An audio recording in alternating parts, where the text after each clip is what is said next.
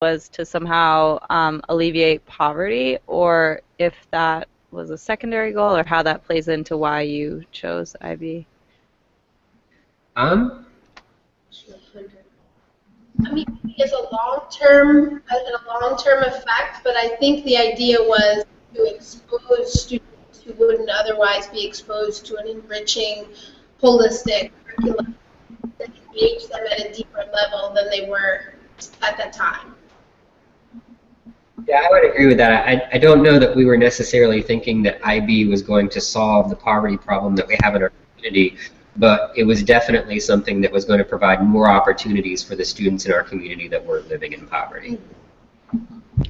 Has your group been able to track student progress and look at a specific cohort to identify that you've improved student outcomes? We are in, I think, this is the first year that we will have students who have been in the MYP program for their entire middle and high school careers at this point. So this is really our very first group that have had MYP consistently. Our primary means of tracking cohorts is through the personal project, which we'll look at in just a little bit as well, which is kind of a capstone where students demonstrate their understanding of MYP concepts, of the different pieces of the MYP. And so in tracking that right now, we're just looking at students who are able to complete that project because it is a pretty significant body of work. I think in our first year implementing the personal project, we had 10. Very few. Yeah, very few. 10 to 15, and in our last year we had, I think we had grown to 30 to 50, and this year we're hoping to have closer to 75% completion or participation in that project. Hi, hello? Hello? The mic is weird. Do you feel that the IB has had an impact on the culture of learning already at your schools? How has it impacted the culture of learning there? I would say that there has been a definite change in how students think about learning. One of the big things we look at with IB is to try to make cross-curricular connections, and so we're seeing a lot of success with students carrying concepts from one content area to another content area. So what we're learning in social sciences or in other classes would transfer over to my language and literature class. We're talking about vocabulary from other content areas. So that's been a big shift in the idea that we work together as teachers to educate a whole child, not just as content teachers.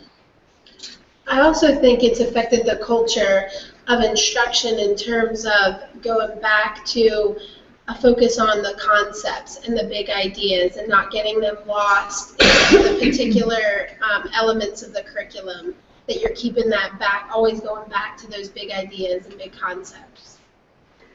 There's also a real focus on global connections, not just to other countries, but just to global ideas. I teach seventh grade science, and one of the things that's incorporated into our IB project is what are some debatable questions, some ethics that are involved? So right now in 7th grade in Georgia, we study cells, and I don't know if that's what your 7th grade curriculum is, but instead of just studying the parts of the cell, we look at debatable questions like, should scientists engage in using technology to manipulate the structure and function of cells, like stem cell research, which is something that can affect people globally, locally. Kids haven't really thought about that as part of the curriculum before, and some teachers might have incorporated that in the past, but with the IB program, it helps us to continue to do that. So it's a more consistent way to look at big ideas and big picture.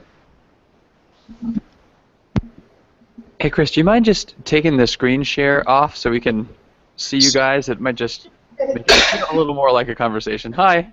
There you go.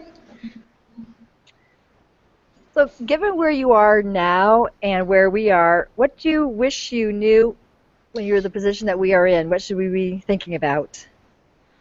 That the curriculum was changed. Yeah, definitely we wish we knew that the curriculum was going to change. I personally, and so I work at the district level, and so thinking about rolling it out across multiple content areas and multiple schools, I wish we had known where to start. You get this kind of big overview when you go to your training, and then you get this long list of standards and practices, and it's really easy to treat those as kind of tick marks and just to start at the top of the list and start checking things off. Whereas really you have to look at how all of those standards and practices work together to improve instruction in the classroom. And knowing that now, I think we probably would have made some different choices about where we started in terms of which pieces of IB we wanted to roll out first and how we wanted to follow up. Hey there, I just had a quick question about teacher collaboration. Could you talk for a minute about how your day is structured in terms of meeting with one another to plan these interdisciplinary units and how successful that's been? Sure. Yeah, and that's been a road of gaining momentum on it, and I feel like now we actually have some momentum on that. And we primarily meet within our content, a whole collaboration group, a couple days a week, 2 or 3 days a week. We don't typically meet with other contents about this, except at whole faculty meetings. We'll split up into those groups to get those pieces of where it can be cross-curricularly. Also, we have collaborators, gifted and special ed collaborators that go to multiple contents that help fill in that role too. And then we also have district professional learning days that provide an opportunity for vertical collaboration within a subject group across multiple years of the program. When we first started, we had an IB trainer, a person, kind of a coach at our school. That was really helpful because we were still learning. All that language that you just heard about IB, it was hard to learn. It was thrown out at us really quickly because we wanted to jump in. We wanted to just go ahead and get started. But it was hard to transition into writing lesson plans with that kind of, instead of being called 7th grade science, being called year 2. I still struggle with that, but I know what it is now. But we had an IB coach, and that person would come and sit with us and help us write the lesson plans. We went to training. We tried to get everyone into training. With teacher turnover, that doesn't always happen. But that was really helpful to get a foundation of what was going on. I still wish we had an IB coach at our school, and that some of our teachers could go back for refresher training now that the curriculum has changed. How did IB integrate or change your intervention system? I mean, I don't really feel like IB had a significant impact on intervention. The thing that's really different about middle years program versus diploma program is it's not so much a prescribed content curriculum. It's a frame for teaching whatever content curriculum you happen to have in place. And so the practices that the IB asks teachers to use within the middle years program are really just good teaching strategies. And so we were not really forced to change any of our intervention structure. One of the things that does become a challenge, and maybe some of the other people can speak to it, is the scheduling.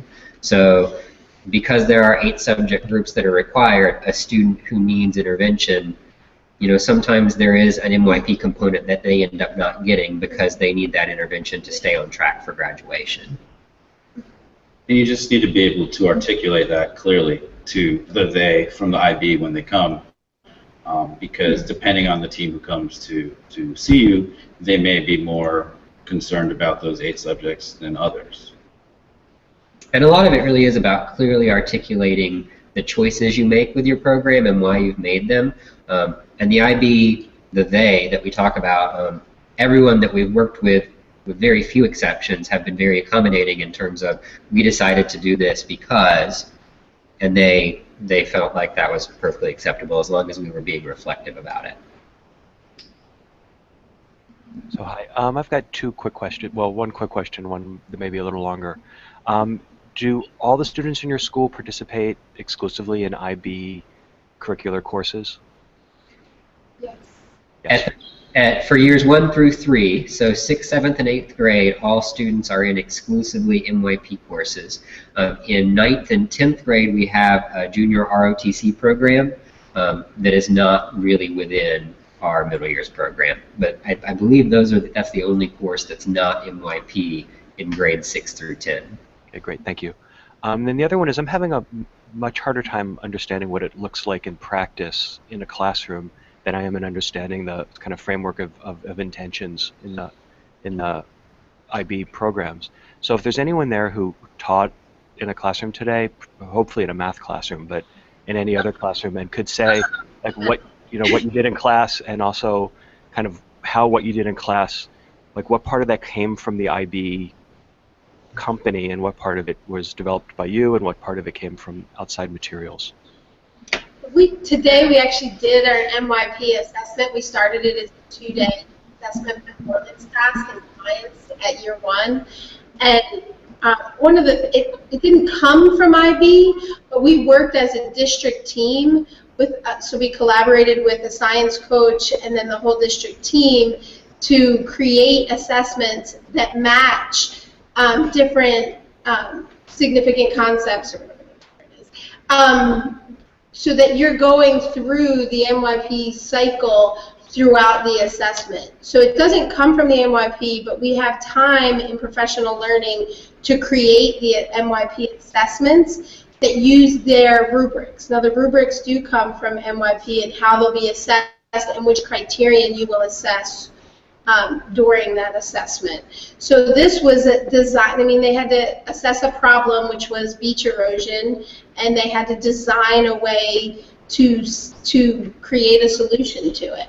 And it takes them through a lot of steps in that analysis steps and research steps until they get to where they're actually constructing a model to stop the beach erosion on a cliff.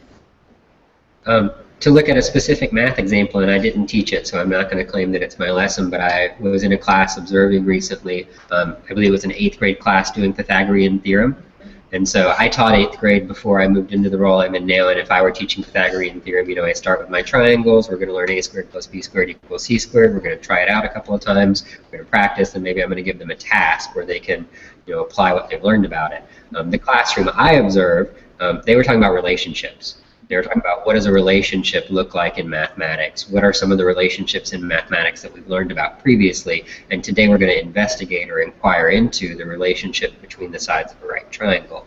And so to me, that was what came from the IB for that particular class, is that focus on the concept of relationships instead of the discrete topics and skills that go along with the Pythagorean theorem. So Chris, I think at this point, if you can continue with the presentation, that might answer some other questions that are out there, and we'll sort of transition into the next topic of conversation, which will probably also prompt further questions. All right. And keep in mind that in 10 minutes, I'm about to go through what is like a 3-day training, and that when people leave their 3-day training, they still don't usually feel like they have a complete grasp of it. So I apologize for kind of going through so much in a very short amount of time, and I always struggle when I talk with people who are interested in the IB about how much to use the IB's language versus how much to try and describe it in terms that other people will understand. But at the heart of the MYP curriculum is the student. So if you take just like 10 seconds in the back of your head and think about what do you feel like students need to be, what characteristics, what habits of mind do they need in order to be successful in an ever more global economy, in an ever more technology-driven economy? What skills are your current 7th graders going to need when they graduate? So take just a second to think about that.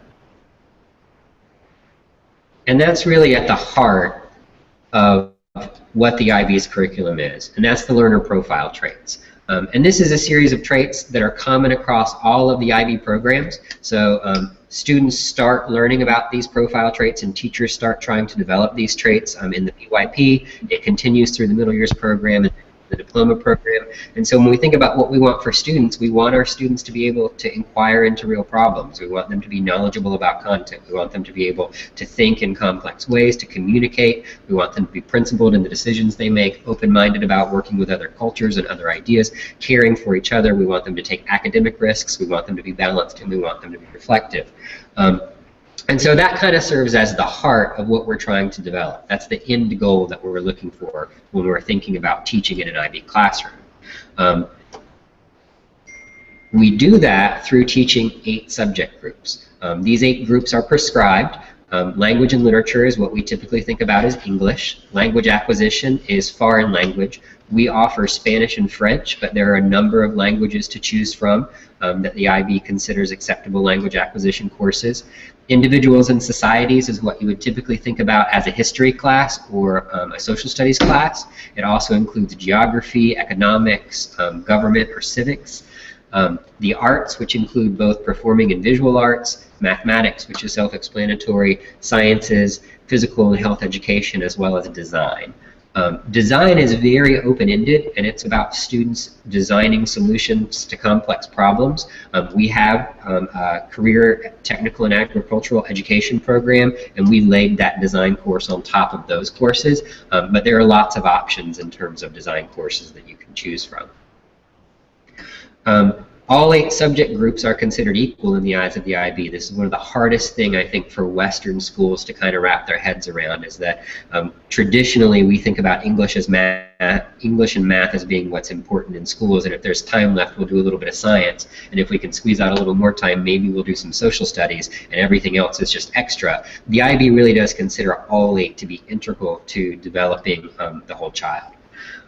So students are required to participate in all 8 subject groups in each year of the program. There are some options for flexibility in years 4 and 5, which for us is 9th grade and 10th grade, and we can talk about that if you're interested in that flexibility when we get to the question point. Students have to be engaged in 50 hours of concurrent instruction in each of those 8 subjects each year, which 50 hours on a traditional school schedule is not really that much. Typically in what we consider core content classes, we get anywhere from 90 to 100 hours of instruction. And so that 50-hour requirement does provide a little bit of leeway for getting all 8 subject groups in.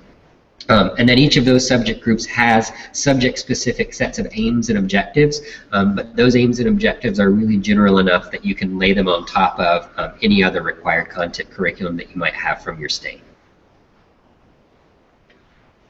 Questions about subject group requirements?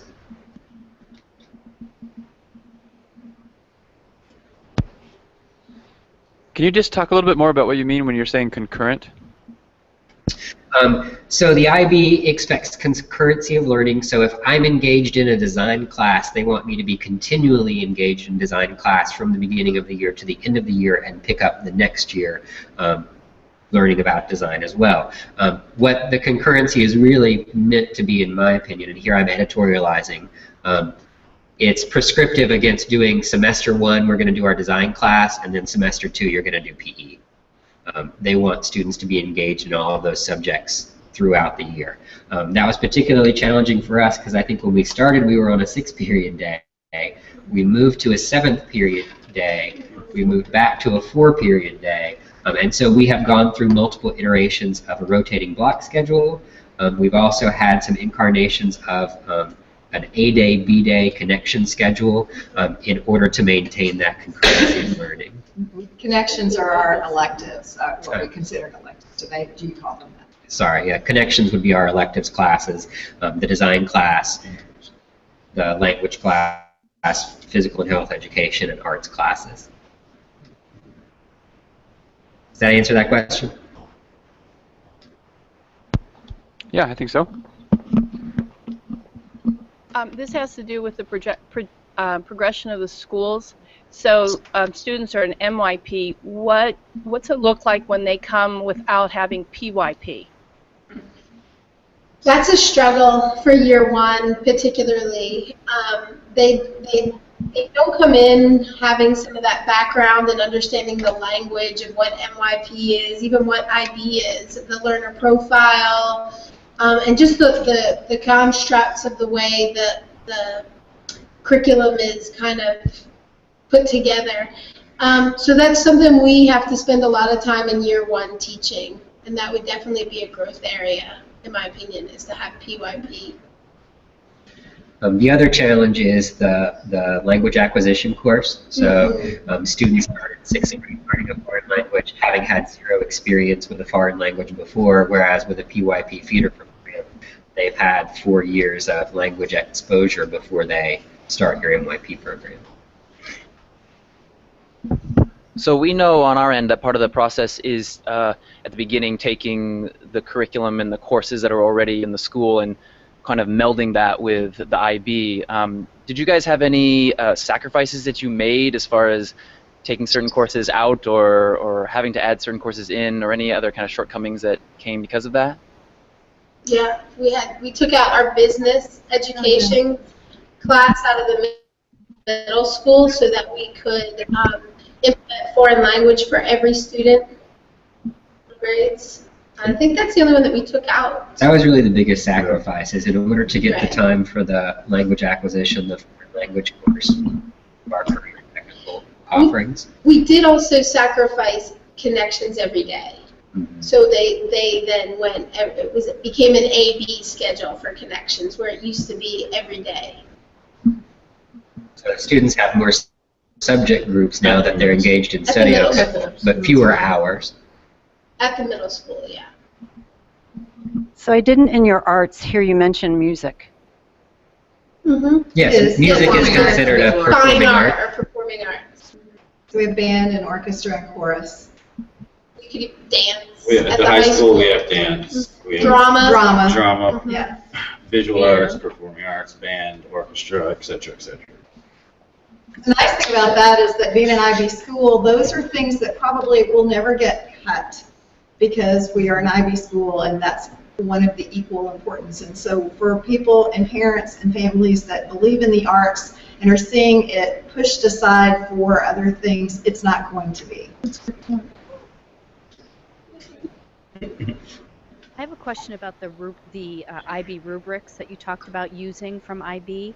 I'm curious, are the criteria on them related to the learner profile or the concepts you're talking about, or the 8 subject areas, or a combination of all of those? Yes. Yes. Yes. Yeah. So each Not learner profile. Not so much learner profile, and really the concepts don't show up explicitly in those IB rubrics. Each subject group has a set of specific objectives. I'll give you an example. So mathematics, criterion A, objective A, is knowing and understanding. And the bullet points under knowing and understanding are that students are able to select appropriate mathematics when solving a problem, use that mathematics to solve a problem effectively, and I can't remember what the third bullet point is. I should have my subject guide in front of me. And so what the rubrics are simply, we take those bullet points and we say, what does that look like for a student who is performing at a very low level? What does that look like for a student who's performing at a moderate level? And what does that look like for a student who's performing at a high level? So they're related to the specific subject group objectives. And again, those objectives are written in a way that it's general enough that you can lay them on top of really any content curriculum. And the rubrics also kind of go deeper as the years go on in the MYP. So while they're the same criterion, regardless of which year you're teaching, the rubric goes into more depth of level of mastery within those as you go up in the years. And you can do some editing to the rubric for your specific tasks or needs, or you just need to still measure those criteria. Oh, we had an 8th grade student transfer to our school last week, and he came from Spain, where he was at an IB school. And I said, okay, so how did you do in science? And he said, I said, well, were you in the 97th percentile, 90th percentile? I said, I 3.5 on the IB. Like they were ahead of us as far as those assessments. But once you get into them, he was at a 3.5. He knew what that meant. He knew where he was on all of those assessments. I am still learning that, so we're still in transition on that. But at some point, you get to those stages, maybe more like elementary school, where they assess you on more detail on what you've accomplished in concepts, not just, hey, you got an 85 in your science class, but specific concepts and learning goals. And the big difference in using those rubrics at the classroom level is that the IB expects those rubrics to provide feedback to students and parents, not necessarily to judge. So whereas our grades are used for things like class standing, and they're used for honor rolls, and they're used for all sorts of other things like that, the IB grades, which are on a 1 to 8 scale, are really solely to provide feedback for students. And each of those levels on the scale comes with a very specific indication of what that means about what a student has and hasn't learned or mastered when compared to the subject group objectives. And while that might be new to all of us, colleges that are looking for students who come from IB schools know all about that and are ready to transition that type of grading into theirs. I took a student to Vanderbilt University. She was interested in going there, and the first thing that happened at orientation was she said, "How many are you here?" I mean, it was a big auditorium with 200 kids or more. So how many are you from an IB school? And all these hands went up, and she said, "I'll talk to you later about how those grades transition, but you have a strong component that's a better chance of getting into our program because you've already done a capstone type project." So they really are looking at kids who come from an IB program. I have two questions.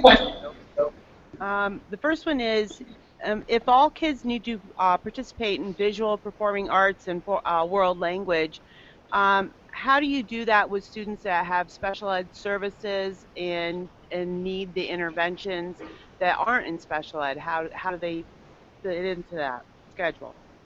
We try to have as open a program as we can, but our primary focus is making sure that students are developing on their own track for graduation. So there are instances where we have students who have very specific learning needs.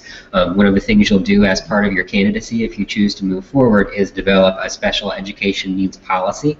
And within that policy, you can talk about the different things that you might do in order to support student learning in cases like those. And so we do have students who don't get all 8 subject groups because they have a very specific need. And what we have to be able to do when they come to either evaluate us or ask for documentation is we just explain why it is that we've made those choices. I know that in our MYP program, that design classes are usually the first ones that they replace with an added intervention for reading or for math. And mostly because you cover a lot of design in other classes. It's not just that one elective. Also, we have had instructional support in some of our language classes as needed, depending on special education needs as well. Thank you. And my second question is, what does a typical day look like for your middle school students? Well, they go to 4 core classes, which are the math, science, individuals and society or social studies, and language and literacy or English language arts. And then they go to 2 connections each day. So over 2 days, they'll get 4 connection classes. And connections are what we call PE, the arts, foreign language, and design. So they'll get all 4 of them, but over a 2-day span. And then they have lunch in the middle of that. So they have a 7-period, and they also have an extended learning time at the beginning of the day, where they either get enrichment or intervention.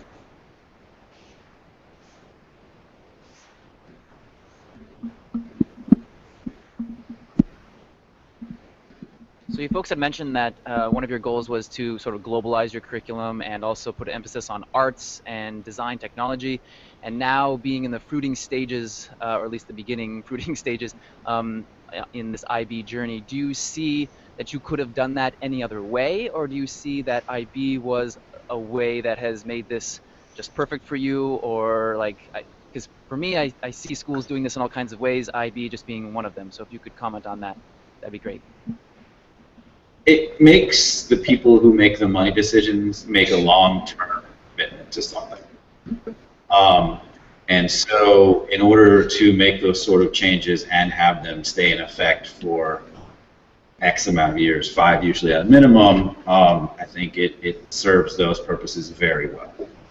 So there's an element of sustainability to it. I think there's also the idea that it all kind of comes together in an interconnected way.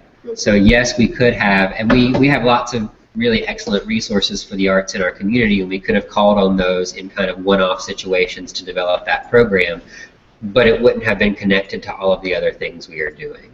And so when we think about the MYP as kind of that bigger solution, I don't think we would have gotten the same thing if we had gone with other ways of developing those programs. I think the MYP really gives us the bigger picture of how all of them fit together.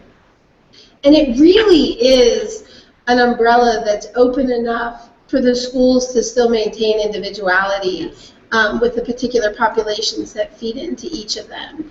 So it is an umbrella that is cohesive. At the same time, it does leave room for your school to kind of have a particular, some particular programs that work for your population.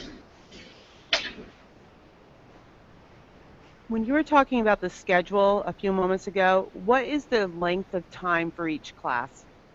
57 minutes. And at the high school, it's a little longer on certain days.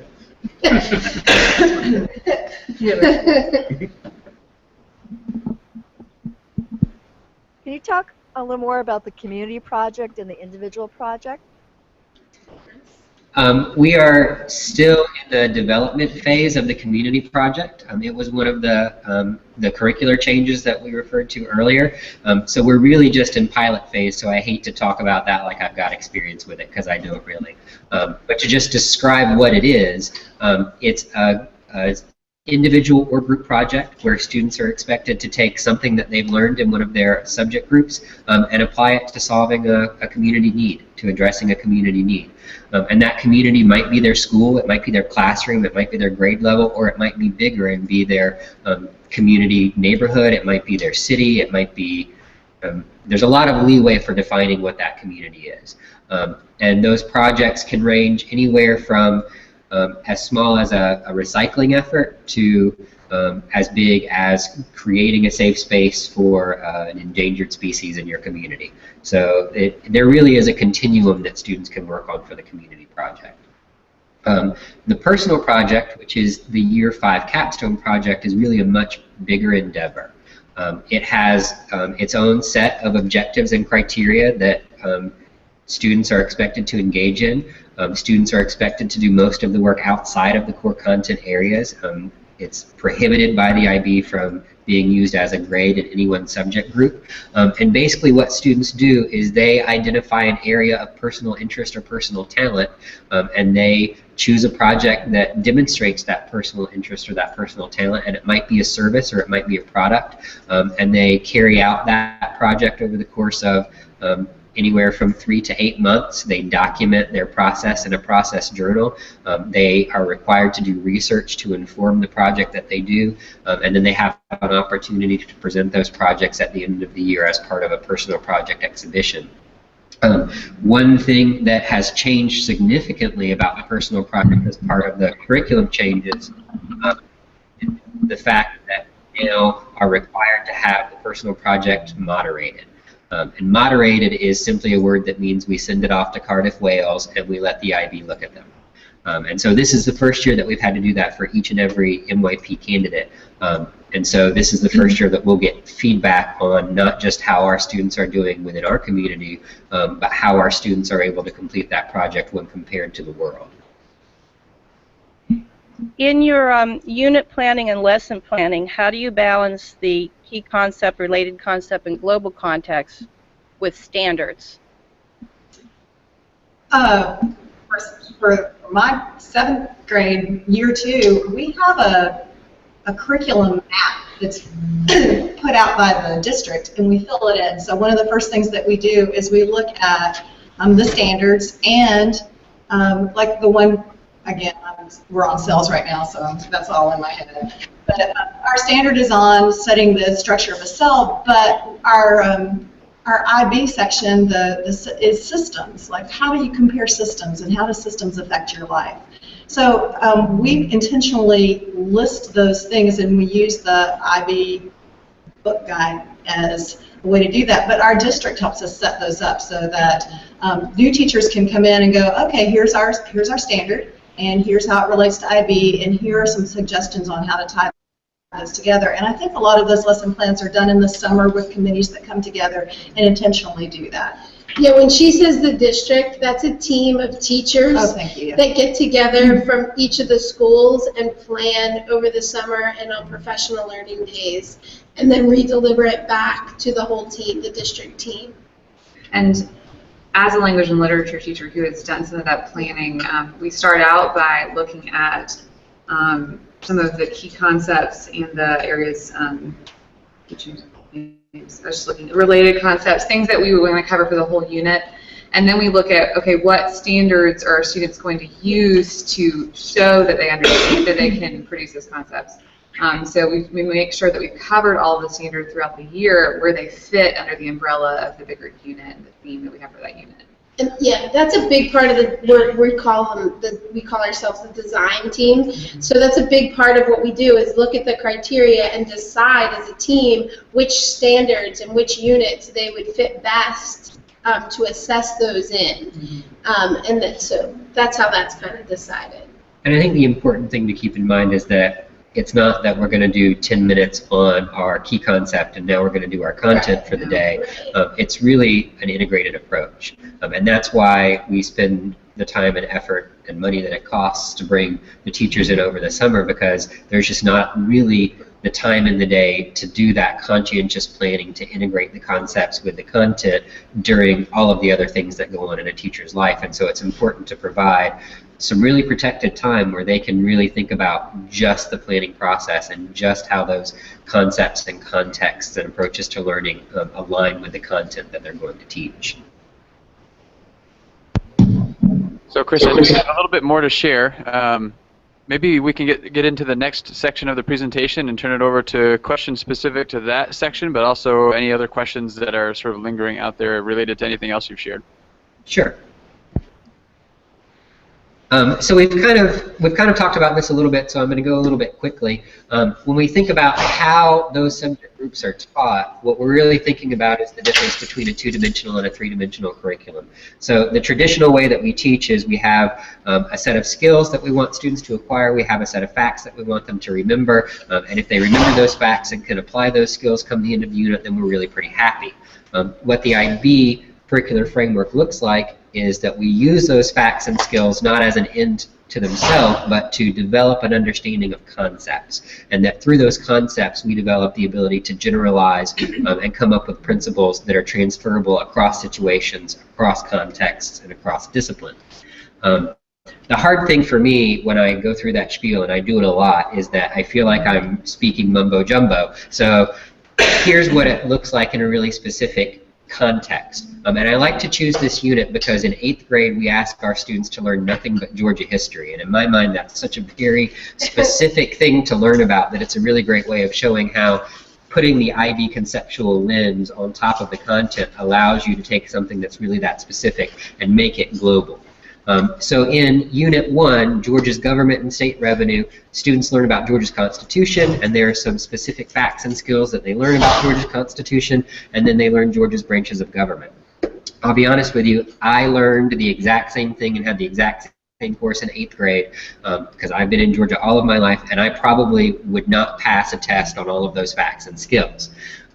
However, if we think about teaching those same facts and skills through a conceptual lens in a three-dimensional sort of way, we've still got Georgia's Constitution, we've still got Georgia's branches of government, but instead of just learning those discrete things, we're learning about systems, power, and resources. Specifically how we have to distribute power between government and citizens in order to make a fair system of government. And what I like about that is that's something that students are going to remember in 10 years. They're going to understand that relationship between systems, power, and resources, even if they don't necessarily remember the Third Amendment to Georgia's Constitution. More than that, they can also now transfer that understanding to other contexts. So I can think about systems, power, and resources when I'm thinking about apartheid in South Africa. Or I can think about systems, power, and resources when I think about deforestation in the rainforest, or I can think about systems, power, and resources and how that applies to water and oil availability in the Middle East. So it creates this ability to work with concepts and to make generalizations that will follow students into other contexts and other subject groups, while also giving an opportunity to learn specific facts and skills.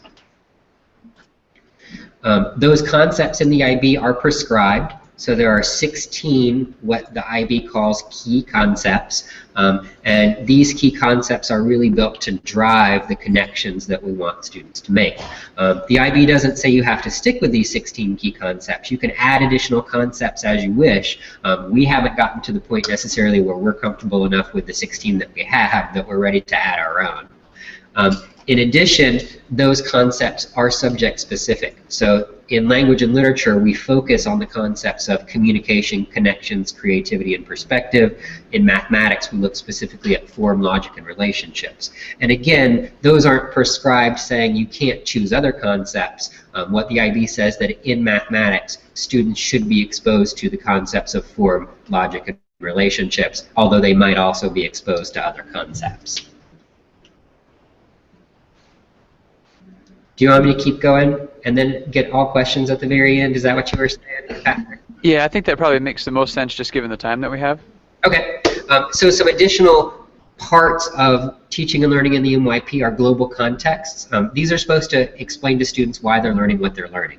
So if you go back to that Georgia Studies example where we're learning about power and systems and resources, that's an inquiry into fairness and development. An inquiry into how we share power with our government and how that sharing determines how resources are distributed. And so what that fairness and development context does is explain to students why was this learning important for us. There are also approaches to learning. This is what we might more traditionally refer to as metacognitive skills. So students are continually exposed to different strategies that they can use to communicate, collaborate, organize themselves, manage themselves, reflect on their learning, be literate with information, literate with media, think critically, think creatively, and transfer learning across disciplines. One of the things that's a next step for us that we haven't started yet is those get broken down in individual subject groups. So what does communication look like in the humanities versus what does communication look like for a mathematician, because those might be very different things. Service and action, there is an expectation that students at all levels of the program are involved in community service, and that can be through the various things that schools are already doing, like drug and alcohol awareness weeks, like canned food drives, like collecting socks to send overseas, but there's an additional expectation that the curriculum is designed so that students see the connection between what they're learning and the services they're able to provide. There's also an expectation that students are engaged in projects, and we've already kind of talked about what that looks like. So we already kind of looked at a Georgia Studies example, so we're going to skip over this for time reasons. In terms of the professional learning that goes along with becoming an MYP school, as part of your candidacy, you're required to have a full faculty workshop, and that's where you would fly in an IB-trained workshop leader, and they would do kind of an overview of what MYP is. In addition, through your candidate phase, you have to have at least one teacher in each subject group go to an official Category 1 or Category 2 IB workshop. The in-person version of those are generally 3 days. The online versions typically run 5 to 6 weeks. And personally, I'll say I've been to both. The in-person ones are really great because you get to connect with other people in the IB community, which is especially helpful if you're kind of separated from other IB world schools. But the online ones are also very good in that you really have to do a lot of work and application of the concepts that you learn. And then at all times, the head of school, the principal, and the IB coordinator have to be officially trained by the IB, and the IB coordinator position is a position that the IB requires each school to have. In addition to the required professional learning, we found that redelivery to subject groups on our own was especially important to making sure teachers understood what they were expected to do. And we also sent additional people to the official training over and above what the IB required because we felt like it was important for us to have that depth of training. In our first year of candidacy, we devoted all of the district professional learning days to MYP professional learning and unit planning, and I think that was 4 full days over the course of the year where all teachers in a subject group got to work together with the guidance of a content coach to develop units using the IB framework. In addition, the IB requires teachers to collaborate vertically and horizontally, and I just kind of popped this in here because one of the things that I find in talking to teachers is we do a lot of formal professional learning, but they typically find that the collaborative planning meetings are really better opportunities for them to learn and apply what they've learned than formal professional learning settings, because then they get to apply it to their actual classroom and lesson plans. Questions in general? I know that, again, I'm sorry that that's so much information all in a short amount of time, but I hope this is kind of giving you at least a little bit of insight into what it would mean to start thinking about becoming a middle years program. Could you talk about testing? Does IB have its own specific testing? And do you use standard-based Common Core testing in addition to that? Yes, we are a Common Core state. We have a state-mandated assessment called the Georgia Milestones that we take every spring. It is completely separate from anything that we do with our middle years program. The IB has kind of a continuum of assessment that you can choose to engage in or not engage in. So we are not currently registering our students for an IB MYP certificate, which means we're not required to have them take formal MYP assessments. If you wanted them to have that MYP certificate, there is an assessment structure that you can use. It is digital assessment, and there is a fee associated with it. Per student, a fee per student. What you are required to do is at your authorization visit, you have to have a certain number of student work samples that your authorization team will review, and that's kind of the first time that there's any sort of other people looking at assessment within your building. And then at your 5-year verification visit, so after you've been a World School for 5 years, you have to submit samples of student work to the IB in Cardiff, Wales, for them to monitor and provide feedback on. But other than that, assessment in the IB is internal assessment as opposed to the diploma program, which is primarily external assessment.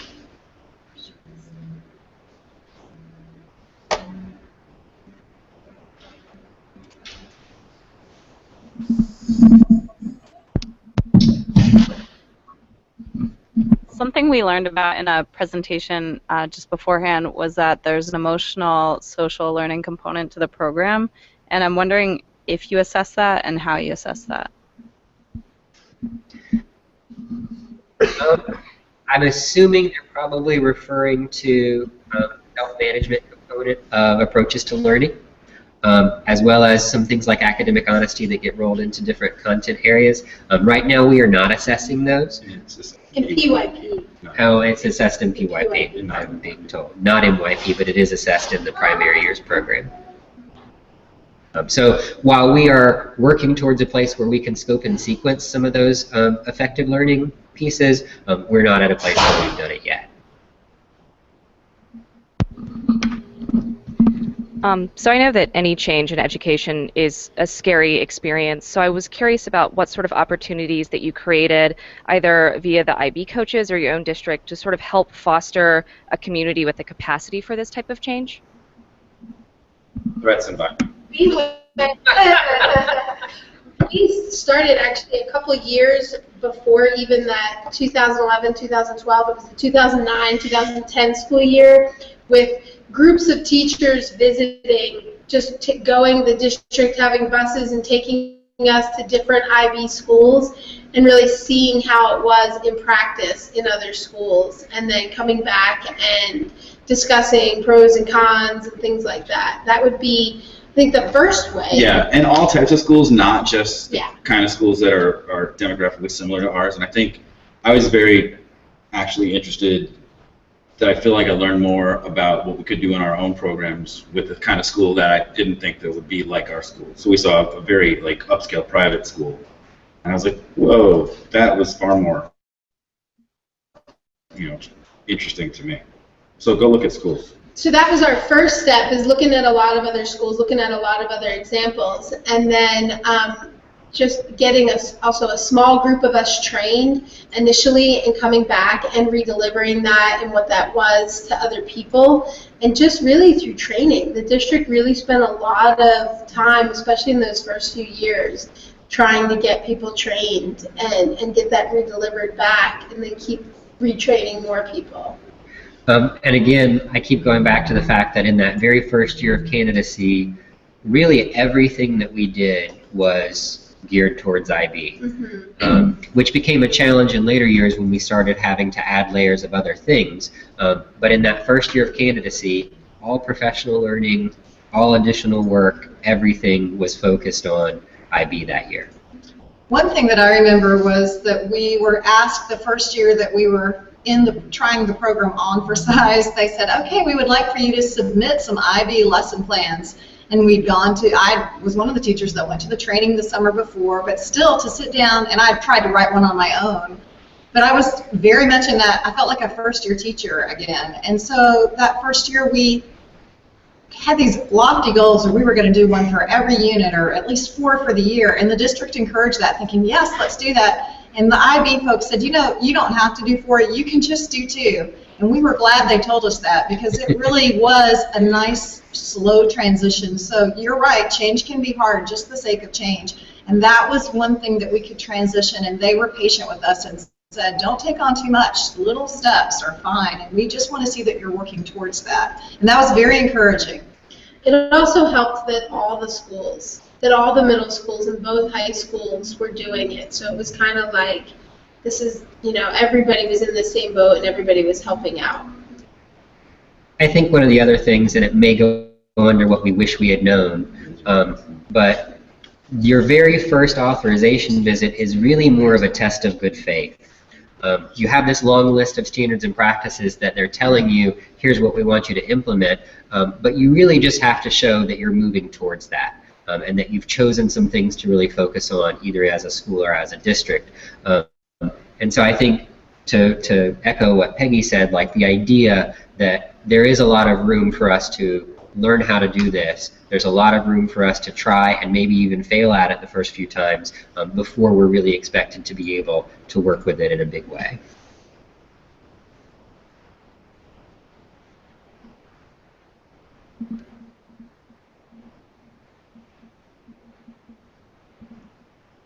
I'm wondering if you could share what you think a student in your district would say about the benefits of learning this way in comparison to before you were an IB school. I don't know if you now still have students in your program who were there before you tried on IB. Mm-hmm. I don't know, because for them it's normal.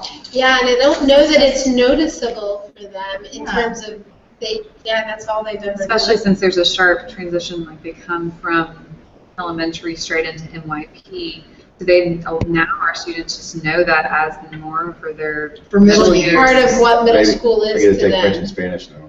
Yeah. So they get every student gets foreign language. That would very much, and they have another option besides just Spanish. I think some of our students could articulate the idea that they do feel that we have a more global focus, that when we ask them questions in language and literature, we're asking them to look at situations around the world, not just in our own country.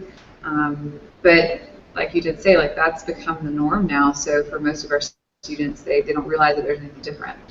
My children are year 3 in our MYP program, my personal children, and they ask frequently, why can't we just take a test? I wish they'd just let me take a test. Why do my teachers make me actually do all of these things? And I don't know that they see it as a result of them being in a middle years program, but I know, having seen the work on the back end, that the reason they don't just get to take a test is because they're expected to demonstrate their understanding of approaches to learning and show how concepts connect, and actually do something with what they've learned instead of just spitting it back out.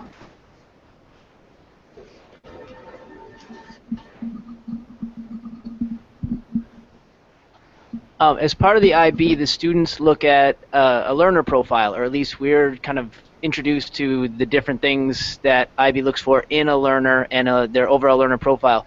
Are the students given an opportunity to reflect upon themselves as learners and themselves as how are they meeting that learner profile, and how do they do that, because it seems pretty open-ended?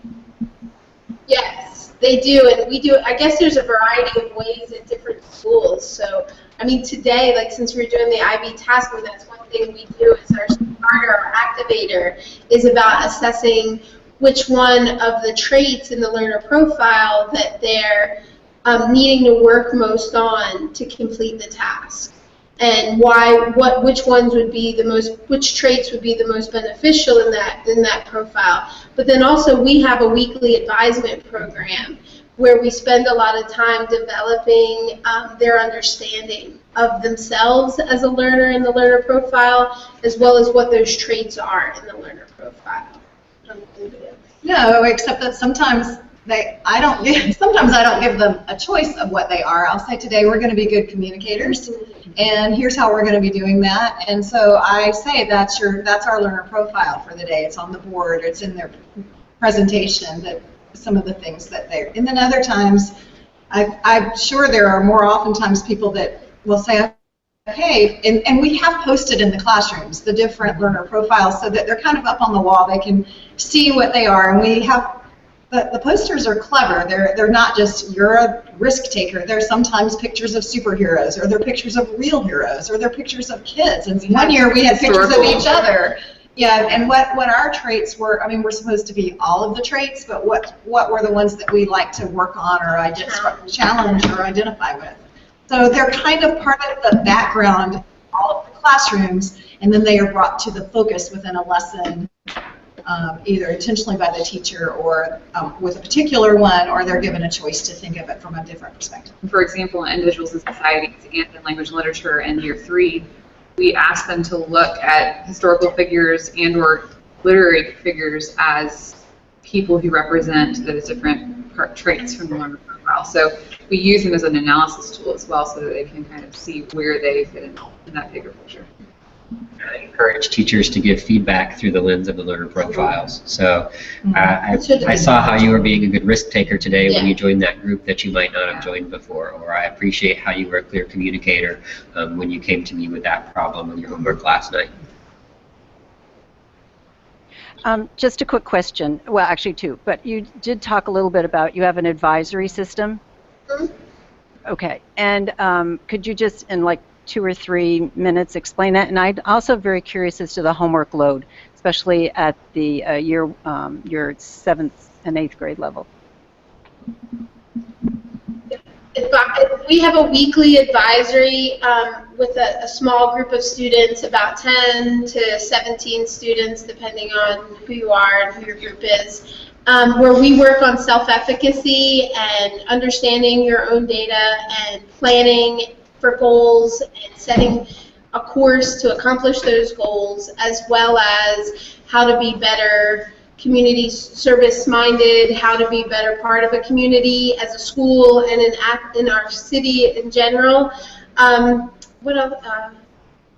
What's another big goal setting? Big goal setting is self-efficacy. And so we have a lesson, the whole school goes through the lesson, the same lesson, but you do it. You know, each teacher has a little bit of different way of doing that. We do use a circle so that there is that power of the circle and restorative justice piece in it as well. And that's a big part of the way that we push out kind of the traits of IB is through that, because we want them to become sustainable, creative learners in all regards, and so that's a big push of our advisory. A lot of that is also the trait, learner profile traits of being caring and community service. Those come out through that as well, and we'll have lessons that you will have too, but they come under those categories of caring or community service. So in advisement, we might have a lesson on bullying or on respect to teachers, respect to each other. Respecting your body without drugs, those kind of things. And the 12 students that I have in my advisement class are not necessarily ones that I teach, but most teachers have it. So it provides another connection to those students, another adult in the building. You're talking about these ethics and values in that lesson, in those lessons. How frequently do y'all have advisement? Once a week. Once a week for an hour. And that's just our. That's just our school. Yeah, we have it twice a month. Our school does it. Our school is twice a month. Twice a month. Yeah. Oh, and homework. You want to say, kids? I think it varies. It varies depending on what classes they have. I don't think that's IB related. No. It's not IB. IB has not added or subtracted from the homework load in any way. No. I think I had more of a focus on task versus skill practice. A little bit of a shift there, but nothing. So Chris, our time is up, but I just want to thank you so much for taking the time to help us understand more about MYP. This was really helpful. and we may very well be asking further questions down the road. But thanks a lot, and we'll sign off now. Thank you very much. All right, thank you. Bye-bye.